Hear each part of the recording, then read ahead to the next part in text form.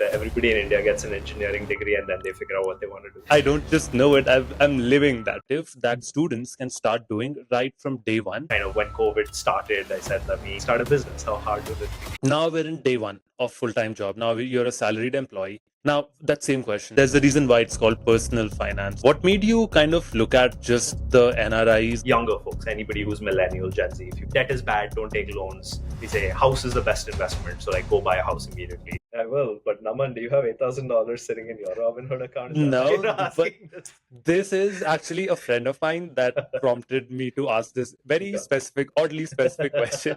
How you went about, establishing your practice, because it was uncharted territory for you. Start sending money back in terms of remittances to India. Give knowledge away on LinkedIn and kind of use that vehicle to attract clients. What does that really change, if anything? Getting that H1B. And hopefully somewhere down the line, I'd love to kind of create a course for grad school. Welcome to the Ready, Set, Do podcast, where we learn from journeys of not experts who are just 2 steps ahead of us. I'm Naman Pandey, and in this episode, my guest is Vrishin Subramaniam. Vrishin is a certified financial planner specializing with the non-resident Indian cohort, also known as NRIs, having multiple years of experience. In an episode that I believe will be helpful to any international student in the US. Whether you're a student, a full-time employee on an OPT, be it STEM extension or not, or on your H1B, we discuss the best practices to building wealth at each of these major frontiers and discuss things that you can start doing from day one of your arrival in the US that will set you up for long-term success. We focus not only on the specific blueprint that you can follow to your path to $1 million, but also nuanced events such as what do you do if you have to go back to India and what happens to all of your investments in that case. What is the best way to deal with such a situation? We demystify 401ks and the best practices around how you can leverage those to build wealth, and also go over the very important topic of when becoming a homeowner might be the best solution for you. Vrishin also shares a couple really interesting anecdotal stories of people that he has helped that will serve as really interesting case studies for us. So stay tuned until the end for that section. In keeping with our theme of learning from somebody that's just 2 steps ahead of us instead of an expert, I'd like to emphasize that the discussion merely centers on Vrishin's beliefs on the best ways to build wealth for legal and other purposes. This is not financial advice. It is merely supposed to be a handy blueprint that you can refer to, irrespective of where you are in your immigrant journey. This is the Ready, Set, Do podcast, and to support it, please subscribe to my channel or consider leaving a 5-star review on Spotify. And now, without any further ado, my discussion with Vrishin. Welcome. Hey, Naman, thanks for having me. I'm so excited to be speaking with the person that makes NRIs millionaires. Do you mind walking me through a little bit around really your experience with becoming a financial planner and like your journey that kind of led you to this point? You kind of pivoted in a big way to get to this point. So just really curious to learn your motivations for that pivot and what brought you to this day, essentially. You know the joke, right? That everybody in India gets an engineering degree and then they figure out what they want to do. Oh, I've lived that joke, actually. I don't just know it, I'm living that joke. Yeah. So fortunately or unfortunately, I fell into one of those camps. So I came to the US to study my undergrad in electrical engineering. I did like it. I did enjoy it. And I think the finance career is really something that I found a second wind for. But basically, electrical engineering by qualification, moved out to the Bay Area where I got my first job, was not getting paid a whole lot. And if you know anything about the Bay Area, you know it's not really affordable.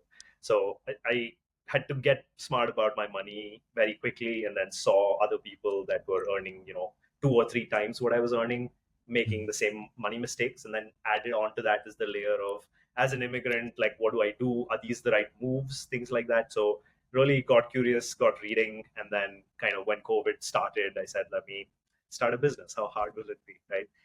And essentially looked at getting the CFP certification. Now, the CFP certification is considered the gold standard in financial planning. And so you're really looking at doing one exam and having obviously a degree, and then doing about $6,000 hours of experience. And so I had to do all of that in order to get the letters after my name. I see. So, and then is it So you have to first actually finish the 6,000 hours before you even get certified. Is that right? So to get the certification, yes, but you Wow. can do the exam and then work on the hours while you're serving clients. So Gotcha. there are three levels of regulation, right? So one is the state level regulation, one is what the FINRA has, and the CFP is really a private certification. But a Mm. lot of people view it as a credibility thing because you're actually saying, "Hey, I have spent 6,000 hours and getting uh, experience working with clients and doing things, helping serving them." That actually tracks. I've been reading this book. It's called Mastery. It's by Robert Greene, and that he Yeah. says for any to get really mastery at anything, you need to devote 10,000 hours. Is his Yeah. Mhm. limit, so to speak. Yeah. So I feel like 6,000 is a pretty good ballpark figure, at least. Like it's easy for me to Yeah. stand here and be like, oh, that's a decent amount, but I Yeah. cannot actually only even imagine what that must have been like to actually grind through that. So, any Yeah. key takeaways or learnings from those first 6,000 hours where you were, just beginning to flex those muscles in terms of helping people plan finances? Yeah, 6,000 hours at anything, as you said, will make you good enough to become dangerous. And so I have found that the mindset that I started and obviously the mindset that I have now are completely different, both in terms of how we solve problems and kind of how much empathy you bring to a situation. Because a lot of personal finance I've found it's less the finance, it's more the personal, and kind of talking people through the lens through which they make decisions. I think makes a lot of sense. Like it's very easy to say, hey, you have to do this XYZ and then just do that, and then like obviously we know people don't follow through, right? Which is why even though we have, if everybody followed all the advice they got, there would be six packs with millionaires. So we have an execution problem, and really it's drilling down into why do you why do you think the way you think, and how Hmm. can we kind of either help you change that over time, or kind of adapt your strategy within that frame. That's such an interesting call out. I feel like most of the questions I had ready for you were very white or black based. So I'm having to right now basically do a live double take and, in my head, do the whole calculus thing to come Yeah. up with new questions.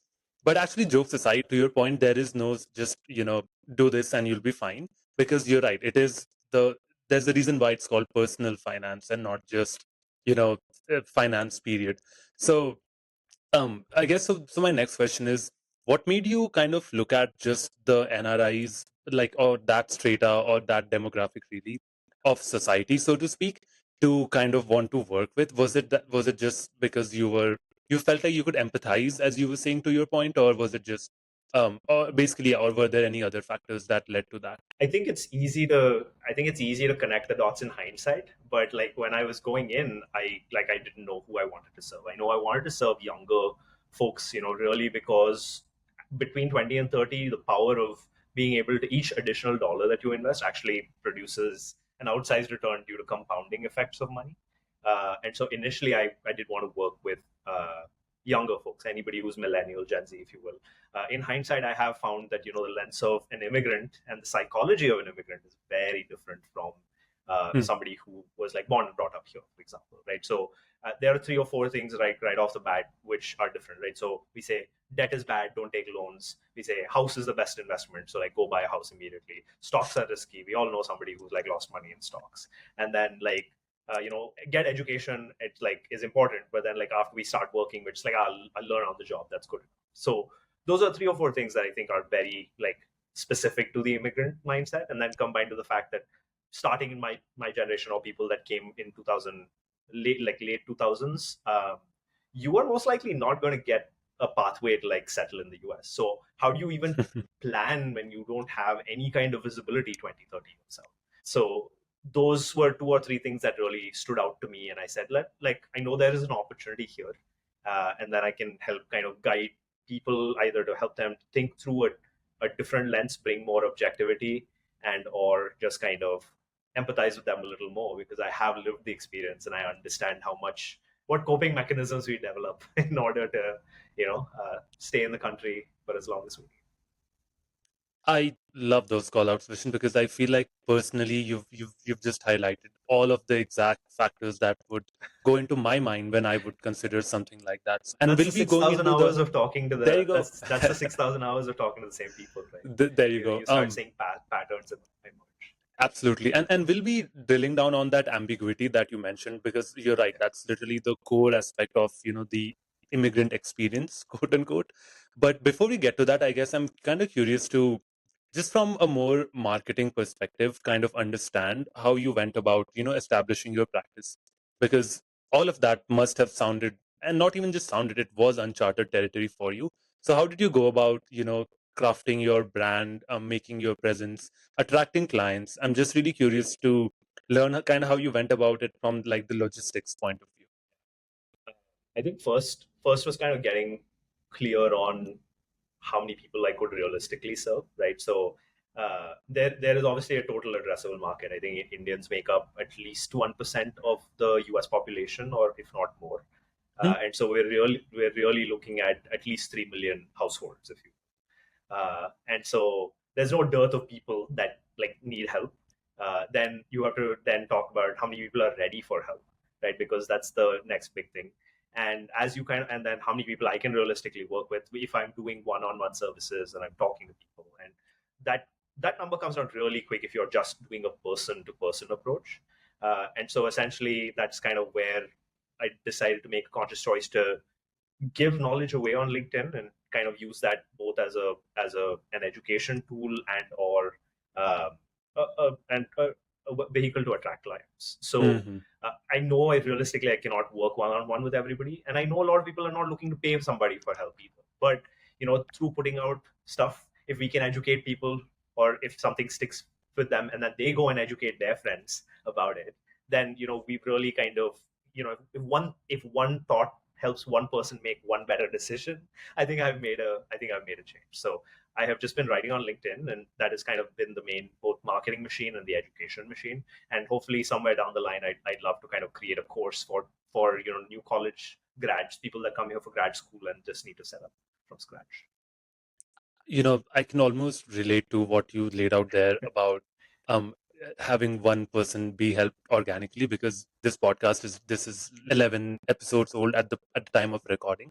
And what I said to myself was, if each of my episodes helps one person organically, so one person who I did not explicitly ask to watch goes and watches the episode and gets help from it, that's it. That's literally my metric of success. People will reach out to the guests and be like, "Hey, I just heard your podcast with Naman, and it was such and such. I was helped. It was so helpful. Whatever, blah blah."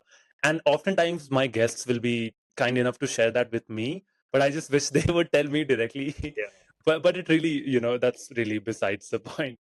Um, It's very interesting. You raise an interesting point, right? Because the like most people on social media are just consuming. They're not engaging. They're not doing anything. So I've had instances where I do, and I was going to ask you whether you've had this, where people have been following you. Like you don't know who has been reading, but like occasionally you'll bump into somebody that you've not spoken to in many months who'll suddenly message or like shout out being like, hey, I see what you're doing, and it's like very impressive, very helpful, like keep it going, which is like, thank you. I like completely have not spoken to you in like years, but mhm. I'm glad like it is resonating with you.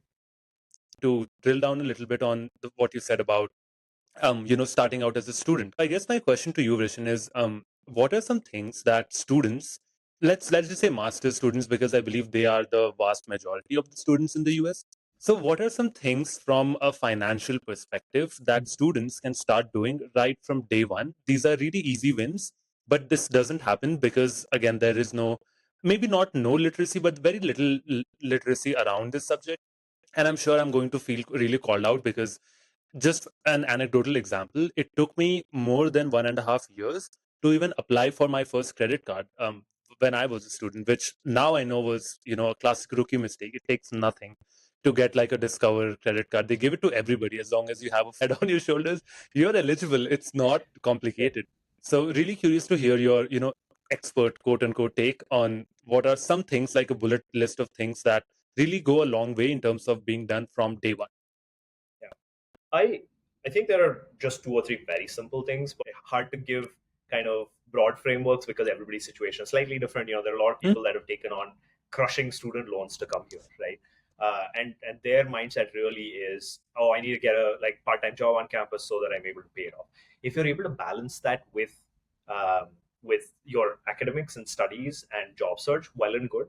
But I think a vast majority of people are actually better off focusing on maybe just landing a job, because that is really your next key step in terms of staying in the US. And Let's you're just saying say, that as opposed to a part-time job on campus, just to clarify. yeah, Okay, yeah. gotcha. You can absolutely do it, but I think you're better off kind of spending that extra time uh, searching for jobs, doing Mm-hmm. networking, and really applying aggressively. Mm-hmm. And again, there are trade-offs here where I can say, if you're earning more money, you can then use that money to pay for somebody who will help spruce up your resume and things like that. So there is a time, really understand the time versus money trade-off, and then get a social, get a credit card, obviously are easy, and then live like a college student, which was keep your expenses low, right? Yep. But at the same time, don't ignore your health. I know a lot of people find uh, the health insurance complex uh, in the US very, very difficult to navigate. So a lot of people Yeah. will be like, oh, I just, having debilitating back pain, I'm not going to go because it's going to cost me money. And that can potentially lead to lifelong Mm-hmm. repercussions. And so I would Absolutely. say simple 3 or 4 things for students. Is opening a savings account at all on that list, or is that just one of those gimmicky things that you don't You really can, have to? you can. I think it was different 3 or 4 years ago when the Mm-hmm. interest rate was 0%, right? Mm-hmm. Versus now when it's 5%. Again, macroeconomic environments will keep changing. So absolutely, you can open a savings account, but as a student, how much money are you really going to be having to put in there, and how much like how much return will that give you, right? So Mm-hmm. even if you put $1,000, that's probably going to give you $50 in a year, which is, it's not nothing, but it's sandwich money. Makes sense. I actually So didn't even know that they didn't have a 5% savings interest rate 5 years ago. That's yeah, actually just something that I learned yeah. just now. Um, So I guess continuing down that path, and we can continue. So like that can be our framework for Mhm. examination. So let's say, or let's pretend that you're done being a student. Let's assume that you got a job. We followed your tips across student life. So we were super not stringent, but careful with our money, not blowing off on food and drinks every weekend, trying to keep a low profile. Did all those things. Maybe worked part time, but like 4 or 5 hours, enough for us to be able to really put in time where it matters, which is to get a full time job. So now we're in day one of full time job. Now you're a salaried employee. We'll pretend we earn, let's just throw a ballpark figure of 100K. Let's just say, just to avoid the whole state and tax and all of those Yeah. things, we'll just pretend it's 100K. That's your CTC, so to speak, before tax, essentially. Now, that same question. So, what are some things that this professional now can do day one to optimize their wealth building? And you can please feel free to add any notes around different motivations that people can have. Because I don't want to generalize that, because obviously everybody's motivations are different. But I hope that question isn't too broad for you to even attempt to answer, because I No, do no, I suspect it might be. no, I mean, I can try to answer it, but again, this is where we get into that cloud of uncertainty, right? Hmm. Because now, between now and when you get your H1B, there are so many other things that can happen, right? Right Yeah. now, I know a lot So of kids are facing layoffs and that's things. a great call out. So I guess just for context, my next framework point would have been the point where you get an H1B. So right Mhm. now we'll just pretend that this person's like future vision is limited to three Yeah, years. We'll pretend they had a STEM. yeah, So they have yeah, 3 years in the US, and we'll treat that as the end of the runway at this point for this yeah, particular question, if that helps at all. yeah. So again, I would say continue living like a student, right? Because the tendency of people is, you come from India, you've got 100K salary. First thing, it's tempting to go buy a Mercedes, right? Because you can get it on a payment plan very cheap, and it's cheaper than India. You can get it on a payment plan, and then it's your first car out of college. And I'm not saying it's wrong, but I'm saying your money is probably going to go much further if you invest it right off the bat. I Right. would think about a broad saving spending framework where 50% or 40% goes towards essential expenses, 30 or 40% goes towards investing, and then the Hmm. last 20% or 10% goes towards uh, discretionary expenses or wants as opposed to needs. Mhm. That's a good kind of budgeting framework to start with. Understand your company benefits really well. Typically, there are 401ks, things like that. I think you can contribute to. I think you should contribute to a 401k, mostly because they do offer some kind of match where for a certain dollar Right. amount or a certain percentage amount, your employer is going to put in the same. And then I would say open up something like an IRA, or which is a retirement individual retirement account, things like that. And I would really say start putting aside some amount of money. Either like if buying a house is important for you, start putting aside a small chunk of money each month, as opposed to like trying to tackle a big down payment 8 years from now all at once. Start just putting Mhm. small chunks of money into a savings account or something that's a little more short term, medium term, and then start setting aside some money to like develop your skills. I know we Interesting. we learn on the job, right? But there are definitely soft skills that will help elevate your profession quite a bit. Now, whether that's public speaking, whether that's being a more effective leader, there are things that are not kind of professional courses, or it's not like hard skills, Mhm. but it is definitely needed in the workplace, which will kind of elevate your uh, status, or make you more noticeable. I really like how well-rounded that framework was. You hit on not just the tangible stuff, but really also the intangible stuff. In on the 40 to 50% that you recommended, one spends on investing. To drill down on that, what would be some, I guess, easily accessible or relatively easily accessible ways to start that journey? Is like just a S&P 500 a decent start, or would you um have any other recommendations? Yeah, I investing is one of those things I like to explain to people. Again, coming from India, people think investing is stock picking. It's not. You can invest in a hoard of things, but really, if we're Mhm. talking about just kind of a stock market investment, it's easy, it's simple, and the whole point of like stock market investing is to not try to be better than average. You want to be average, but you want to be average and consistent for a really long time, right? Think of it as like a batsman who is always going to be scoring 50 runs, as opposed to somebody who's just going to try and hit sixes every ball, and he has inconsistent performance across them. So Mhm. try and be a consistent, dependable investor. Put money in broadly. There are kind of robo, if it's just talking about investments, try to do something like a robo advisor, a Wealthfront, or a Betterment. You can attempt to do it yourself. There are frameworks like a Vanguard or Boglehead's 3 fund portfolio that you can learn. All good enough. It's a set and forget. Don't worry about it. And then once you have that allocation, just kind of continue contributing to it on a weekly, monthly, bi-weekly basis. Whatever. And I believe there are ways to automate this now, right? Like you can just directly have that done without even pressing a button or clicking your, Yeah. a mouse button. Do you have any recommendations for any tools that you found are, particularly easy to use, especially for somebody getting into this type of thing? I mean, I think the robo advisors do a good enough job. So whether that's Vanguard's personal advisory services, Wealthfront's personal advisory services, Wealthfront, Betterment, who are the robo advisors, or just read it and do it yourself, right? Ultimately, the other part of the equation is to not kind of pay somebody too much money if Hmm. you have the time to do it yourself. So I caveat that with, uh, you know, when your corpus is low and you have like you're starting your career, you have a lot of time to do it yourself. So if that's the case, like there's no point kind of paying somebody money to do it. But Hmm. as and when your complexity increases and then things like that, you might want to consider working with a professional who's able to give you personalized advice. Absolutely. And let's pretend this person had taken loans for their masters. Would you recommend that the way to deal with that is to just pay it off as soon as possible, or do you have a different take on that? Yeah, so the kind of mental model that I help people think through it is what is the average kind of return of investments that we are looking at, right? So historically, the S&P 500, for example, has returned 10%. Mhm. We should stick to that number, even though S&P has returned 15% in the last decade.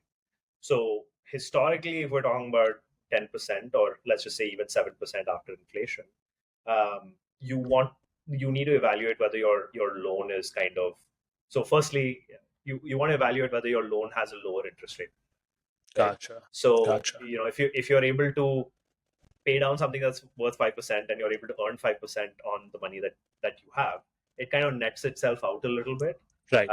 And so it really comes down to like what is your personal priority? Do you feel better sleeping well at night knowing your loans are paid off, or do you understand like the arbitrage of the money? The second big thing that I would think about here is that India has currency depreciation.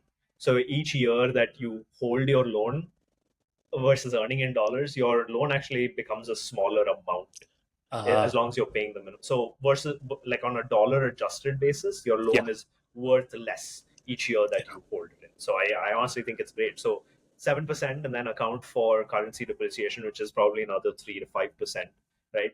Your Mhm. real loan rate is really coming somewhere like even if you take a 14% loan rate, your loan rate is coming somewhere close to about um, like 10% Mhm. or so. Yeah, that sounds And right. Yeah. yeah, and so then you have to evaluate, is the 3% spread really something you want to, or you're okay spending in interest, things like that. So I'll let the listeners make the decision based on that. No, that's very helpful. And yeah, I mean, I feel like that's such an interesting take because it's like all the facts are in front of you. It just Yeah, depends on yeah. where you As we kind of said, are. it's mostly psychological, right? I know a lot of Mhm. people who want to pay off everything because they can't sleep well at night knowing that they Yeah, need the money. So, absolutely. And then I guess last topic on this particular point of our framework would be yeah. um, at any point, would you recommend students or these professionals now, I suppose, start sending money back in terms of remittances to India? And will pretend that they don't have a strong need to do so.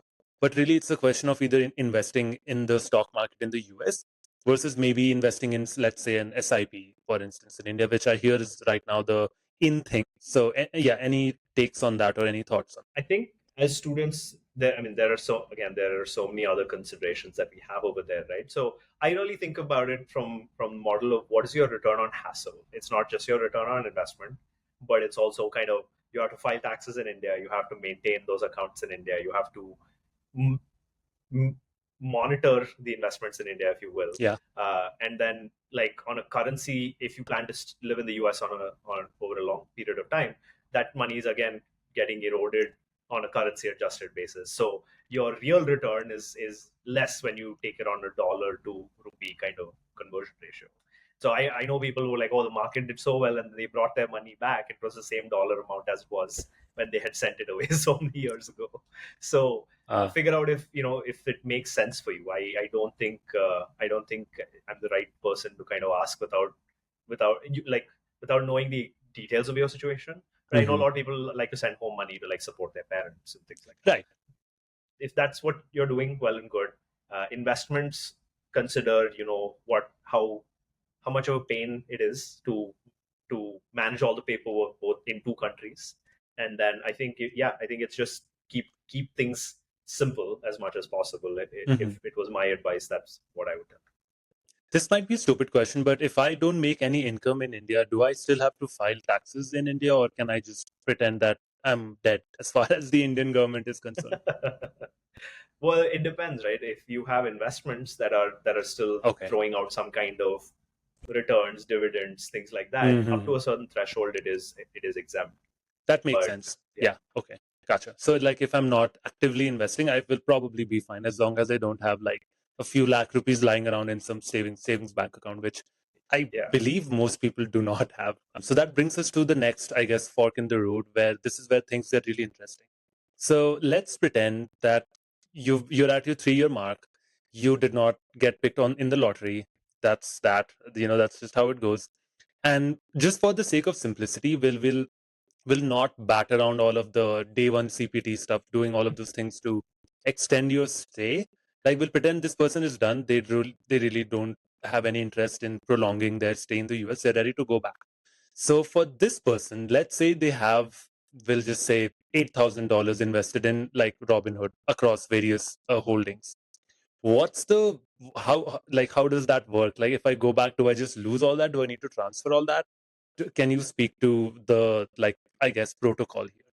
I will, but Naman, do you have $8,000 sitting in your Robinhood account? Is that why No, you're but asking this? this is actually a friend of mine that prompted me to ask this very Sure. specific, oddly specific question. Yeah. I think at $8,000, it's simpler for you to like sell everything, take it out, and take it back to India. Interesting. If we're talking about larger sums of money, then it does get like you do have to make a more. I think you will have to create a more complicated framework on how you want to navigate that. Okay. But if it's just sitting in Robinhood, which is a taxable, you've already paid taxes on the money that you invested, Hmm. and as you sell it, you will have to pay some more taxes. But just Yeah. sell it, be done with it, and take it all back. Now, with regard to other retirement type accounts, then that it gets a little more kind of complex. Okay. Are you willing to speak at all on how Yeah, that whole thing works? yeah. I think I hope a lot of people don't skip this, but really, I think uh, you need to you need to have goals when you invest, right? So each dollar that you have needs to be given a specific job. And the way I look at 401k money is that is money you have set aside for retirement, Hmm. which means if you're 25, 30, there's no Hmm. need for you to take that money out. You're not going to retire right now. You still have to retire if you go back to India. Hmm. And so there's no need for you to touch that money. You can just leave it there till you retire, and then you can figure out what the taxation is. And the reason I frame it this way is because people want to know, oh, if I take out the money, like what are the taxes I have to pay? In 30 Hmm. years, tax legislation will change as well. So there's no point in me trying to answer that question for you. And then like five I years from see. now, the government changes all the rules. So Gotcha. if it's not money you don't need right now, unless you have a desperate kind of need for cash or liquidity, Hmm. uh, which if you've planned your finances well, you shouldn't. Just leave that money where it is, and then consider taking that out when you're done. Awesome. And I guess potentially another stupid question is, say for that same $8,000 amount that we referenced earlier, Yeah. um, is the goal potentially to just leave it there for maybe 15, 20 years? That's 15, 20 years of that 10% return that you referenced on average. Mhm. Do I lose that? Like, is there any way for me to, or my friend, I suppose, to, still get the benefits from that because of like the time function, which is really the Yeah. compounding value or factor of that? Or is there Yeah. no hope for me at all? I mean, I think there is. I think it really, if we're talking about just such a small sum of money, Hmm. I would refer you back to what is the return on hassle worth with it, Okay, because leaving the money in the US, then you actually become like a non-resident, and so then there are different there like you have a flat 30% tax on it, for correct, example. correct. So like if you consider even that, like a third of your growth is just going to get taxed right out the thing, but there is a currency adjustment. So if you plan to come back to the US, does it make sense for you to leave it? Probably. Versus like if you're just going to go back for good, Hmm. you're probably better off kind of investing in the US from India, so that you're not kind of tied up in all Gotcha. these currency things. And then also, if something happens to you, like what happens to that account that's just going to be floating around in space, and potentially like nobody Hmm. will know about it. Other like just broader considerations there. Very interesting. I mean, I should have really, that should have been the first thing to come to mind. But yeah, Yeah. something you said prompted this. But what if I lose access to like, my phone number that's linked to that stuff like that? Like, then it's just gone. Then instead of getting X money, I get zero. So, and like that's my price for playing this rather stupid game. Yeah. Um, And again, like the money is still yours, but there is all this kind of overhead of time that you're spending trying to do administrative tasks. So which is why I go back to like, what is the return on hassle for you? Like how much hassle are you willing to go to be able to get additional 2 to 3 to 5% returns? Awesome. Yeah, I really like that concept of actually, it's not something I'm familiar with, but I really like how generalizable it is because I know for a fact that different people have very different definitions of that return on Yeah. hassle. Like I have friends Yeah. that will, literally scrap for that last 1% on Rakuten before they buy something versus other friends for whom they're like, why? Like, why are you doing that? Like, just buy it. So Yeah. really, really appreciate that aspect of that. It's And- one of those things that I think, especially the Indians, we're not taught to value, because we are told like money is important, but we're not taught the value of our own time, right? So if it's like, if I want to be miserable and spend 20 hours filing taxes versus paying a CPA who'll get me the exact same result, but I get my time back, people are like, oh, Mhm. I'll just do it myself. I, as a Yeah. business owner, I think I've learned a lot. I've learned to value my time a lot. So I think it's a great framework for people to think. So now we'll move to the aspect where this person's H1B was picked. So we will say that now they have let's pretend, insight into the next 10 years. I feel like that's a pretty safe bet. Would you say around visibility as far as H1Bs go, or not really? I don't know. Yeah, yeah, we can say that. Would you pick a bigger number? I'm No, just curious. I think 10 years is typically where people realize whether like they've been in it long enough that they know whether they're definitively going to continue staying there or take some kind of like action or move to like change their status or go back to their home country or something. I That's see. what I'm saying. Okay. I see. What are some things that this person should or now is eligible to look at? We'll put it that way, that they would not have been when they were a student or when they had first started working.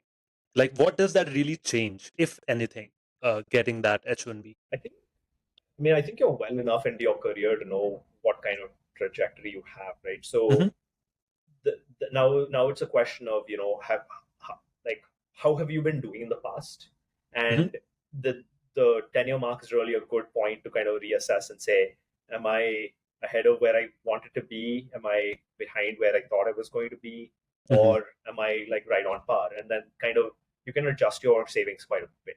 So I see. I know people who, if you just maxed out your 401k in your 20s, if you came here, let's just say you started working at 22 and you potentially put away and you maxed out your 401k each year, you're probably looking at about $250,000 or $250,000 in your 401k. And at 30, that $250,000 is potentially going to become north of $1.5 million by the time you retire.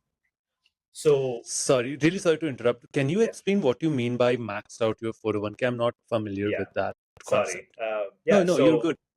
so the 401k is basically a tax advantage account that you have that's offered by your employer, which basically allows you to put pre-tax money. That means the money that you've not paid taxes on goes directly into that account, and then you can Hmm. put that in an investment.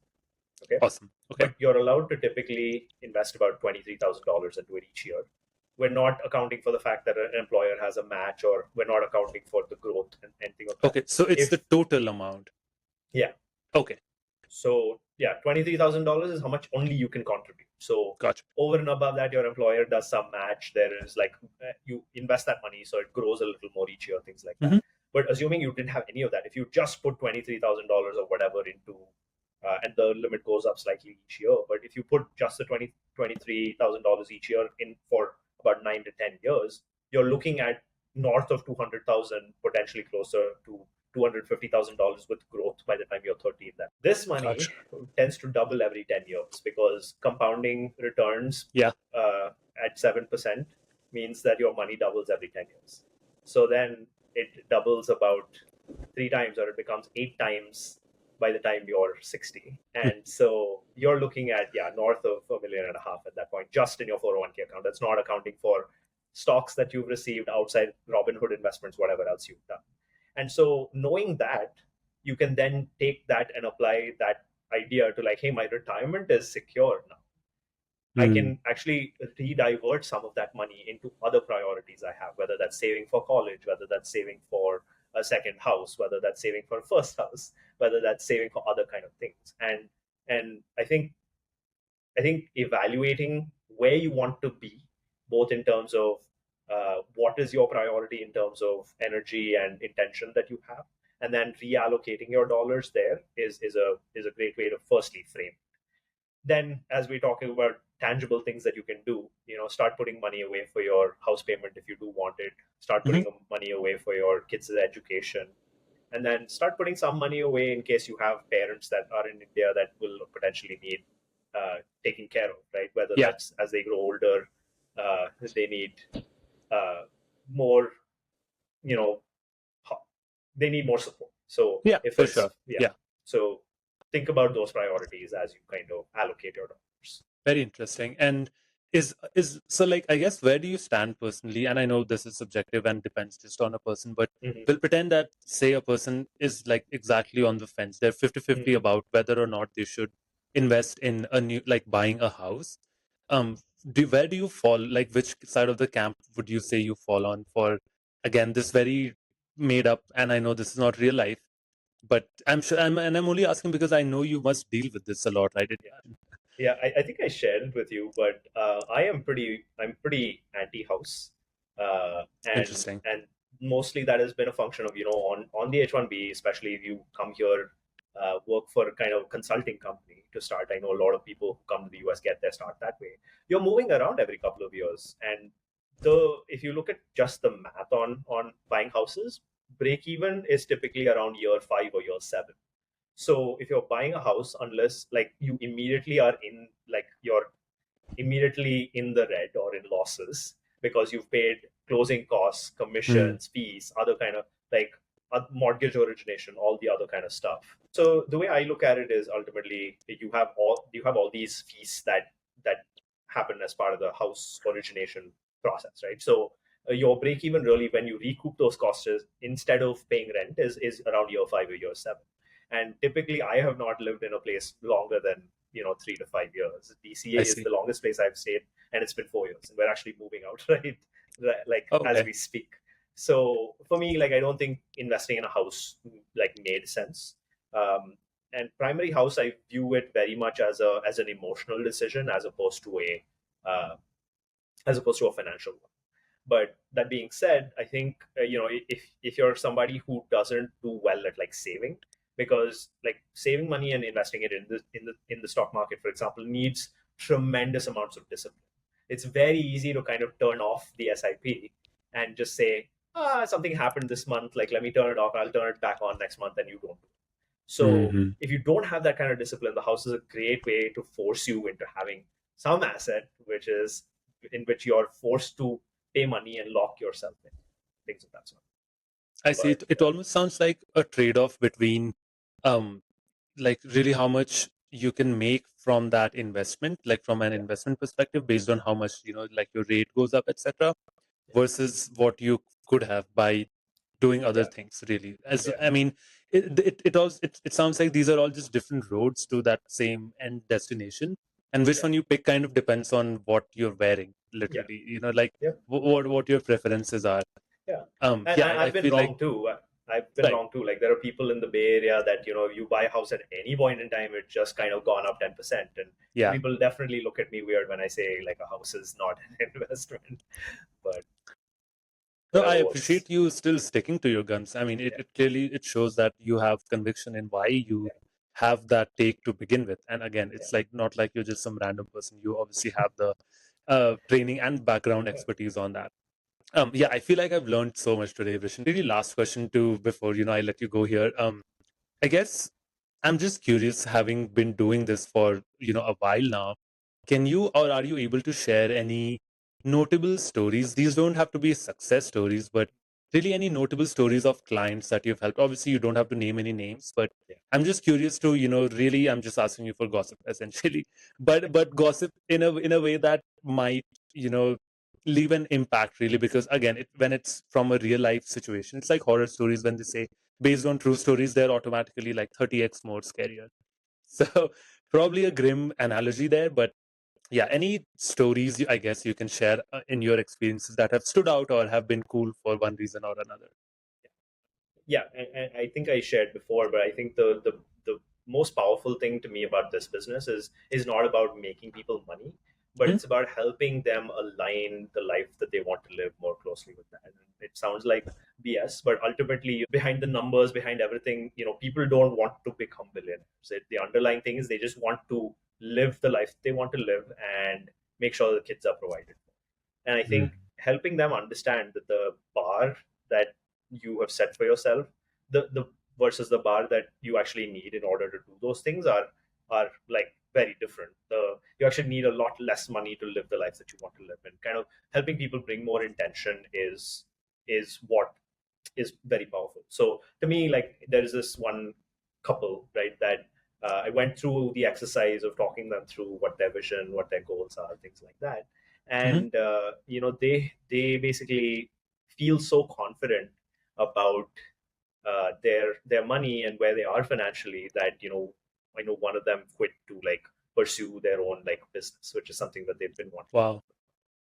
Wow. And that just means you're doing something that you like a lot more as opposed to kind of just slaving away because we need to put food on the table, right? Yeah.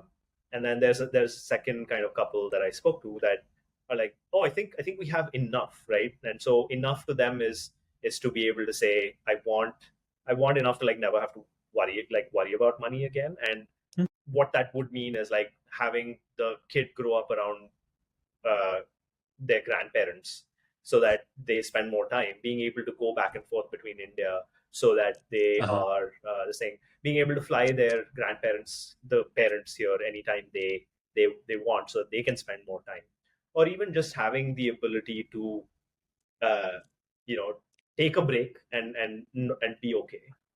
And I think that they were like, once we had that realization, we were a lot more confident about the moves that we wanted to make. And to me, that was the most powerful, and that's kind of the highest compliment that I can get when I work. Wow, that is in fact so powerful. And honestly, when you were talking about it, I could sense it was palpable how much pride you take in, what you've been able to accomplish here. So really, really appreciate you taking the time today, Rishan. It's been such a delight. I don't want to say talking to you because it literally felt like a really immersive lecture almost. But I say that with the nicest Hopefully not intention more. possible. No, absolutely not. I feel like literally I've learned more in these past 50 minutes than possibly ever really about. And I know that, like, talking to my friends and other professionals that are in the US, like there's a, I'll just say, a decent amount of ambiguity around all of this, like literally all of this. Like how much health insurance payout should I choose every month? And it just helps to know that if you just examine it from that broad framework type of view, like what do you want, what is important for you, like what are your goals, it becomes that much easier. But I just learned that. I did not know that until just now. So again, really appreciate you taking the time, and I'm really looking forward to the amazing work that you're doing, the your business and brand that you've been building. And here's to continue making more NRIs millionaires, whether or not they want.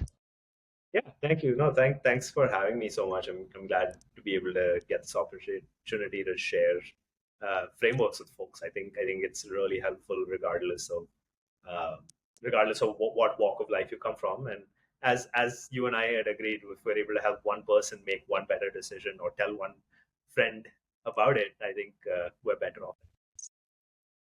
That brings us to the end of episode 14 of the Ready Set Do podcast. Thank you all so much for continuing to share these conversations with those that continue to benefit from them. If you benefited from this conversation, the best way to support me is by subscribing to my YouTube channel or by leaving me up to a 5-star rating on Spotify. Catch you all in the next one, new episodes every Wednesday.